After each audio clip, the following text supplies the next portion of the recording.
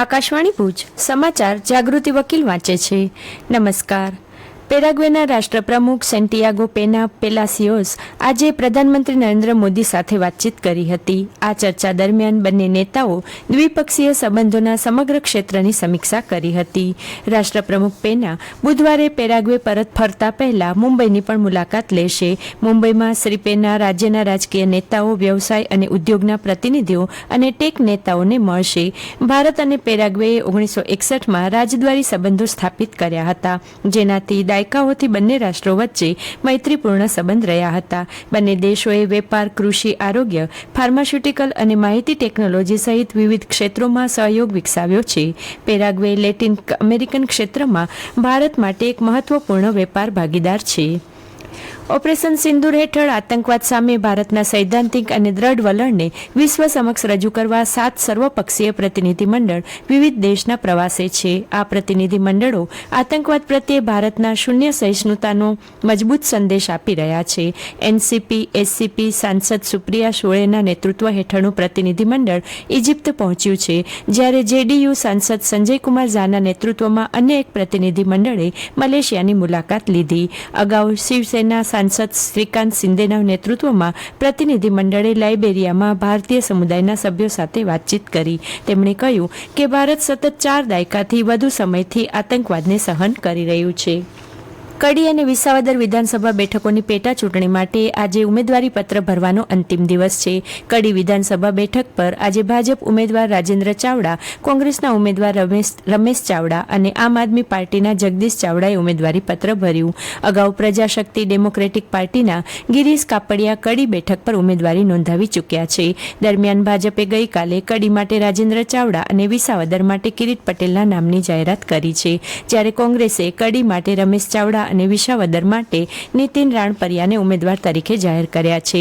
આમ આદમી પાર્ટીએ વિસાવદર બેઠક પર ગોપાલ ઇટાલિયાને મેદાનમાં ઉતાર્યા છે. આ બંને બેઠકો પર આગામી 19 જૂને મતદાન થશે, જ્યારે 23 જૂને મતગણતરી હાથ ધરાશે. કચ્છમાં 166 ગ્રામ પંચાયતની સામાન્ય અને 241 પંચાયતની પેટા મળી 407 ગ્રામ પંચાયતમાં આગામી 22 જૂને ચૂંટણી યોજાવાની છે. ત્યારે આજે જાહેરનામું પ્રસિદ્ધ થતાં ચૂંટણીનો વિધિવત ધમધમાટ શરૂ થયો છે. ઇચ્છુક ઉમેદવારો પોતાનું ફોર્મ 9 જૂન સુધી રજૂ કરી શકશે. ભરાયેલા ફોર્મની ચકાસણી 10 જૂને કરવામાં આવશે, તો 11 જૂને ઉમેદવારી ફોર્મ ભરવાના અંતિમ દિવસે ચૂંટણીનું આખરી ચિત્ર સ્પષ્ટ થઈ જશે. ગ્રામ પંચાયતની ચૂંટણી ઈવીએમથી નહીં પણ બેલેટ પેપરથી યોજાતી હોવાથી ઉમેદવારોનું ચિત્ર સ્પષ્ટ થયા બાદ વહીવટીતંત્ર બેલેટ પેપર છપાવવા સહિતની કામગીરીમાં પ્રવૃત્ત બનશે.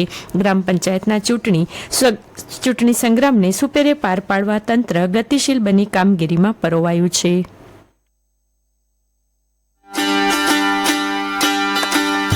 કચ્છ જા કોરોવા વળઈ આકાશવાણી ભુજ સમાચાર વિભાગ રજૂ કરે તો પાંજે કચ્છી શ્રોતાએલા કરે આખે અઠવાડિયે જી મહત્વ જી ઘટનાएं के आवरी गंदल खास कच्छी कार्यक्रम कच्छ जा वावड़ कच्छ जी गाल कच्छी में तो सुने जो भूल जाना हर मंगलवार जो सांझी जो 5:45 वगे ही साप्ताहिक कार्यक्रम आकाशवाणी भुज ते YouTube चैनल RNU भुज ने Facebook पेज AIR न्यूज भुज ते पण ही कार्यक्रम सुनी सकता. कच्छ जा वावड़ कच्छ जी गाल कच्छी में. દેશમાં વધતા કોરોનાના કેસો વચ્ચે આજે અમદાવાદમાં કોરોનાને કારણે મહિલાનું મોત થયું છે. શાહ આલમ વિસ્તારમાં રહેતી 47 વર્ષની મહિલાએ કોરોના સંક્રમણને કારણે જીવ ગુમાવ્યો છે. મૃતક મહિલાને હાઇપરટેન્શન અને બ્લડ પ્રેશર જેવી પૂર્વવત સમસ્યાઓ પણ હતી. દરમિયાન કચ્છમાં ગઈકાલે 2 અને આજે 1 કોરોનાનો કેસ નોંધાયો છે. આ તમામ કોરોના સંક્રમિતો હાલે હોમ આઇસોલેટેડ છે.